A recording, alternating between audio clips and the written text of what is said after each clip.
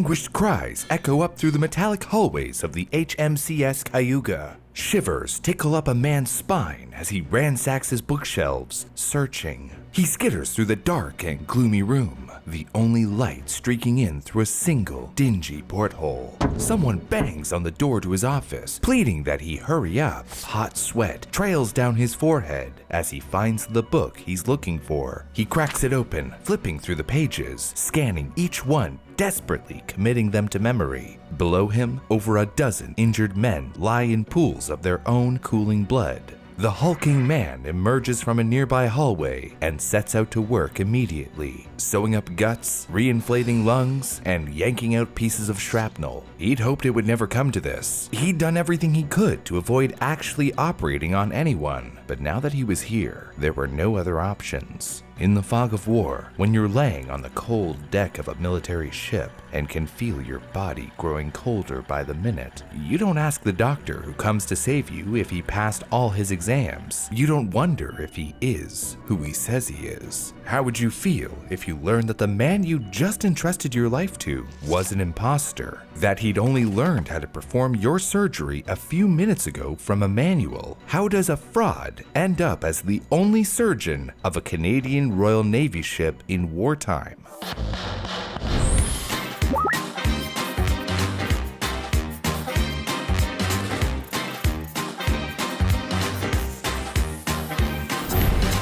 Hey, do you want to trick your friends into thinking you're a German watchmaker? I don't know about the watch, but with our video sponsor, Babel, one of the top language learning apps in the world, you can break that language barrier easily. Babel teaches using real-world conversations, so you can learn the fundamentals while practicing phrases native speakers use on a daily basis. Each lesson is interactive, and they only take 10 minutes. So, learning a new language is quick and engaging. Babel designs their lessons for all kinds of learners, including podcasts, games, videos, and even live classes with language teachers. I like how easy it is to follow the courses, especially with the reviews to make it stick. Babel even has voice recognition technology that can help you improve your pronunciation. My German learning goals are closer than ever. Learning multiple languages has been shown to help brain development. So if you had to learn another language, what would it be? Want to see what I've learned? Well, okay. Hallo, ich bin Brew. Wo ist der Café? Danke. That was me asking where the coffee shop is. Are you impressed? Start speaking a new language in 3 weeks with Babel. Click the link in the description to get up to 60% off your subscription. March 1951. Dr. Joseph Sear, boarding a bus in Boston heading north for St. John, New Brunswick, newly acquired documents in hand, was anxious to present himself to the Royal Canadian Navy. When he finally arrived at the recruitment office, he was tired, hungry, and nearly out of cash. But he straightened his back and announced, "I am Dr. Joseph Sear of this province, and I feel it is my duty, now that we are again in war, to volunteer my services where they can be of most help." The war in Korea had been waging for the last year, a conflict that would continue to eventually take the lives of over 5 million people, and Joe knew that the recruiter sitting at the desk in front of him would be in no position to turn away a qualified doctor. In fact, Joe was immediately whisked away to Ottawa, Canada's capital, and questioned not on his medical knowledge, but on whether or not he would use his position to experiment on wounded seamen. Satisfied that he would not practice unethically, Joe was sent back to St. John, where measurements were taken for his uniform before his trip to Halifax to begin work. The other doctors there were cool and distant to him, but he later learned that it was only because they thought he was Quebecois and spoke French while they all spoke English. It turns out English and French people dislike one another not only in Europe, but all over the planet. Joe was eventually transferred to the HMCS Magnificent in Halifax. One day, while strolling through the streets and alleyways of Halifax, the quiet din of Dartmouth town across the harbor and under the shadow of the Citadel, he saw a woman sitting quietly among the daffodils and dandelions of a local park. Joe knelt down, plucked a dandelion, and while looking into the eyes of the young woman, struck up a conversation. "We used to play that if you could blow all the fluff off a dandelion, you got your wish," said Joe. "We used to say it meant you were in love," she replied. No, he chided. "You hold the dandelion under someone's chin, and if it makes the chin all yellow, he's in love." She instantly reached down, picked a single dandelion, and held it gently under his chin. "Did you know you were in love?" she asked. Her name was Catherine and was a nurse in the Navy. A whirlwind romance ensued. Joe knew that he had to marry her, but he couldn't until he told her his secret. A deep and dark secret that might not only destroy his chance at love, but also destroy his very freedom. Before he could summon the courage to tell her, new orders were shoved into his hand by an uncaring naval officer. He was to report to the HMCS Cayuga as a medical officer before sailing off for the coast of war-torn Korea. On board the Cayuga, Joe was immediately under scrutiny. As a new member of the officer corps on the ship, and as the person plugging up bullet wounds, the sailors aboard the destroyer had a vested interest in their new medical officer's skill. Soon, he was called into the captain's cabin, as his new commander, James Plomer, was complaining of a terrible aching pain in a few of his teeth. Joe assured the captain that he could remove the offending teeth immediately, but he needed to gather his equipment below decks. After what seemed like an eternity, the captain sent his executive officer down to Joe's quarters, demanding what was taking so long. He assured them that his office was simply disorganized, and he needed a moment longer. After some pleading from the exec, Joe returned to the captain's quarters, administered a healthy dose of Novocaine, and deftly yanked out the two clearly rotten teeth. The HMS Cayuga offered close artillery support to soldiers on the ground. Typically, the cannons were enough to prevent any friendly casualties. But one September afternoon, a Korean junk saddled up the Cayuga carrying a boatload of injured Korean soldiers. Joe was watching the ship's engine idle when an officer retrieved him. Joe looked upon the pile of bleeding men as the captain stood next to him. "You willing, Joe? It is not required." But the pitiful faces of dying men, regardless of what side they were on, were enough to turn his heart, and he resolved to help them. The 19 soldiers were gravely injured and would certainly die without his help. Even if his help could only give them the slightest chance of survival, he could not sit idle. Dr. Joseph Sear descended into a lifeless realm that cool September afternoon. His sickbay, a waiting room before the afterlife. The skipper and navigator up at the bridge, watching a storm sail toward them, desperately held the ship steady as every cry of pain echoing up from below decks reminded them of death.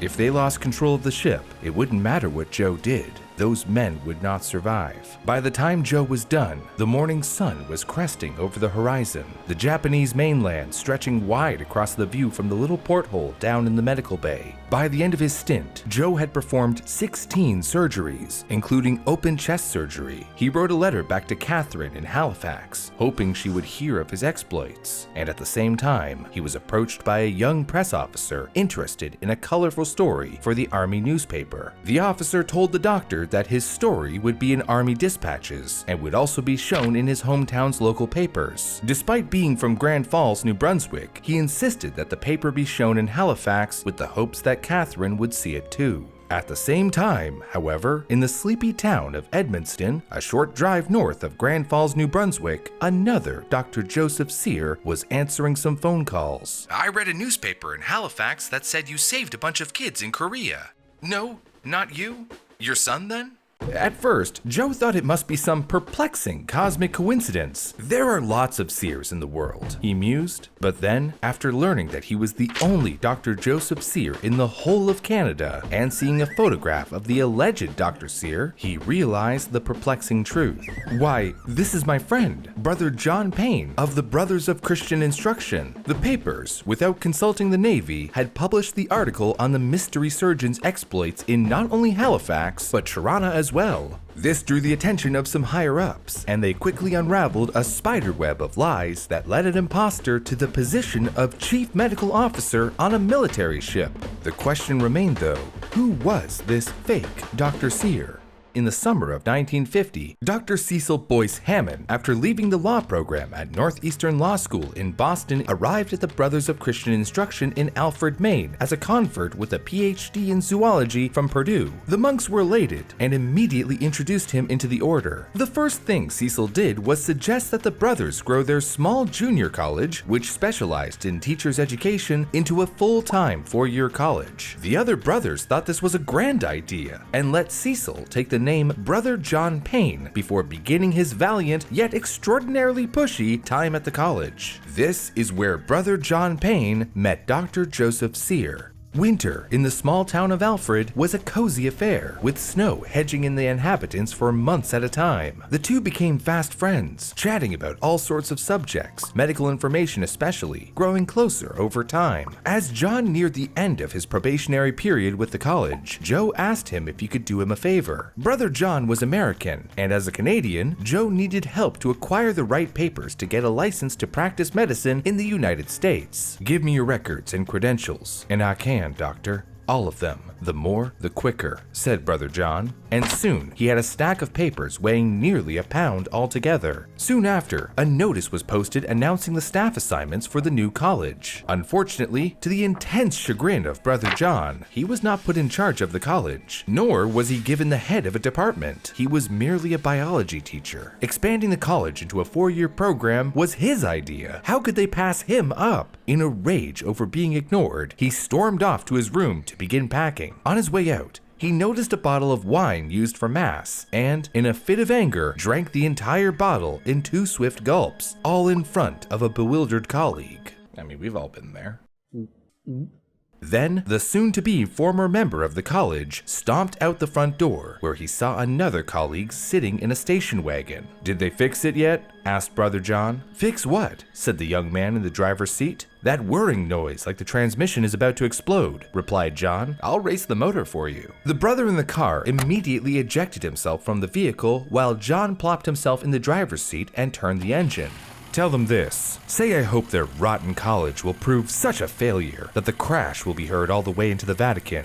Now look out." And with that, Brother John sped off into the night, leaving behind the school he regarded as his own, and a baffled brotherhood bewildered by the boldest burglary they had ever beheld.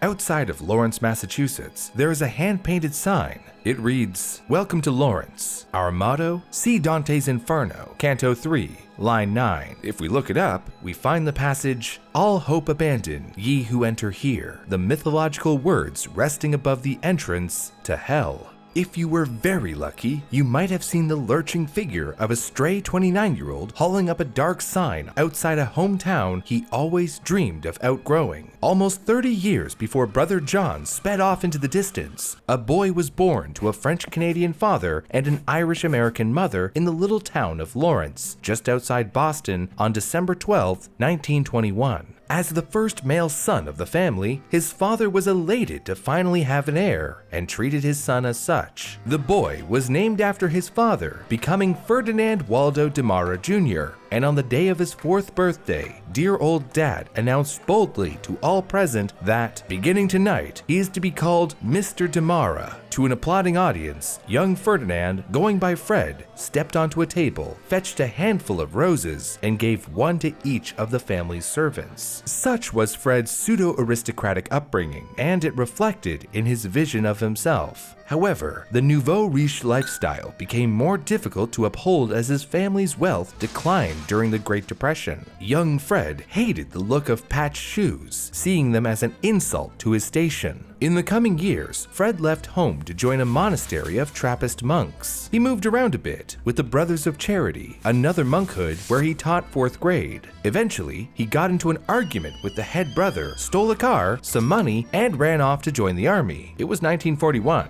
Now, as it turns out, war is a pain in the rear at best and a death trap at worst. Not at all the kind of place a formerly wealthy boy born with a silver spoon in his mouth could make a name for himself. It wasn't all bad, however. Aside from parades in the early morning, calisthenics, and the possibility of being sent to fight in an actual real-world war, Fred made some friends while he was there. One day, while in Anthony's hometown of New Orleans, the duo went to his childhood home to meet his mother, who took out a box full of mementos and documents outlining Anthony's life. Anthony thought that his friend Fred would die of boredom looking over his old papers, but Fred was enthralled. He pored over his friend's documents. "What do you see in those things?" Anthony asked. "I see a whole life ahead of me," Fred replied. A few weeks later, after sanding down a blister on his heel until it bled in order to get out of marching orders, Fred snuck out using a forged day pass and took the bus down to New Orleans. Surprising Anthony's mother, he appeared at her front doorstep, saying he wanted to take a look at his friend's papers again. He pored over the little box of documents until late in the night. Anthony's mother left for bed, and in the morning, all she found was a note thanking her for her kindness, and the box containing her son's life back in his room where it belonged. Luckily for Fred, she didn't bother checking to see if there was anything left inside. If you'd asked him why he did it, Fred would have been very clear. He hated the army, he was still wanted for car theft, and the only way to get out of his responsibilities was to become someone else. And become someone else he did, and he did so over and over. First, under the guise of Anthony Agnolia, he joined the Abbey of Our Lady of Gethsemane in Kentucky. Then, after being caught in a lie, he bolted for New Mellery Abbey near Dubuque, Iowa. Shortly after that, he returned home, where his father chastised him for deserting the army in a time of war, a capital offense. Instead of turning himself in like a good boy, Fred joined the Navy, hoping to quickly rise through the ranks as a medical officer. However, despite doing well through basic training, he was rejected for advanced medical training because he didn't have the right education. So, once more, Fred made his plans to escape military service. After doctoring documents, scamming officials for school transcripts, and collecting the appropriate paperwork, he strolled down to the docks and left a note on the side of the water, begging forgiveness, hoping that his former comrades would assume he drowned. Fred Waldo Demara was dead. And now, only Dr. Robert Linton French, PhD in psychology, was left. Fred worked under French's name for as long as he could, bouncing around different Christian colleges, doing sundry work, teaching and cooking here and there. Unfortunately for Fred, however, he was caught by military police in 1945 and imprisoned for desertion. Lucky for him, his original sentence of 6 years was cut down to 18 months for good behavior. After being released from prison, Fred got a job working nights at the Massachusetts General Eye and Ear Infirmary. This was a dream come true, as now he had unabashed access to the infirmary's mailroom, and he quickly set about to create a new identity. Fred had heard about Dr. Cecil Boyce Heyman on the bus and thought he was as good a man as any to be. Fred forged the signatures of doctors who worked at the clinic and used office stationery to acquire Dr. Cecil's credentials. So now, with all the documents he needed, he set off for Northeastern Law School in Boston. From here, we know some of the story. Fred, under Dr. Cecil's name, joined the Brothers of Christian Instruction, met Dr. Joseph Sear, and acquired his documents before speeding off into the night. We also know that after that, Fred, now as Dr. Joseph Sear, joined the Canadian Navy and met the love of his life, Catherine, on that sunny day in Halifax. Many have purported that Demara had a photographic memory and a genius-level IQ. After only a frantic reading of the medical textbooks he had in his fraudulently acquired office, he was able to successfully perform dental work, open chest surgery, and a litany of other life-threatening injuries. Whether or not he truly possessed an exceptional brain is hard to confirm. What isn't, however, is that no matter what identity he was wearing, Fred Waldo Demara was no doubt a master of charisma. After the news of Dr. Joseph Sear was an impostor, the authorities came for Fred quickly. He was transferred into the custody of another Navy vessel and immediately shipped back to Canada, where he was interrogated, still claiming to be a surgeon who, for one reason or another, had to enter the Canadian Navy under a false identity. The Royal Canadian Navy, not wanting to embarrass itself and learning that a man with no medical knowledge whatsoever had somehow infiltrated their ranks, performing over a dozen surgeries, all successful, discharged him at once, hoping that with his departure, all memory of this humiliation would fade. After Fred returned home to America, nursing the wound of being captured, he sold his life story to Life magazine, who regaled the world with the exploits of Ferdinand Waldo Demara, the great impostor. It did little to help him feel better, and eventually he turned more and more to drink. He took on odd jobs here and there under this or that disguise, but by 1957, as he taught at a local school in Maine, he was recognized from his story in Life and arrested by the FBI on February 14th. Fortunately, he was only arrested on charge of not having a teaching license and was given 2 months probation. In 1960, he was cast in a film called Hypnotic Eye, in which he learned he was a terrible, god-awful actor, despite acting basically his entire life. And in the same year, Robert Crichton wrote a biography on him. From then to the time of his death on June 7, 1981, Fred lived in relative obscurity. his newfound fame putting a stop to the majority of his cons and grifts. Looking back at what he did, he defines it as pure rascality. He never saw Catherine again. His medical degree might have been fake, but his love was definitely a surgeon. Remember, get Babel with up to 60% off your subscription by clicking the link in the description below and start speaking a new language in just 3 weeks.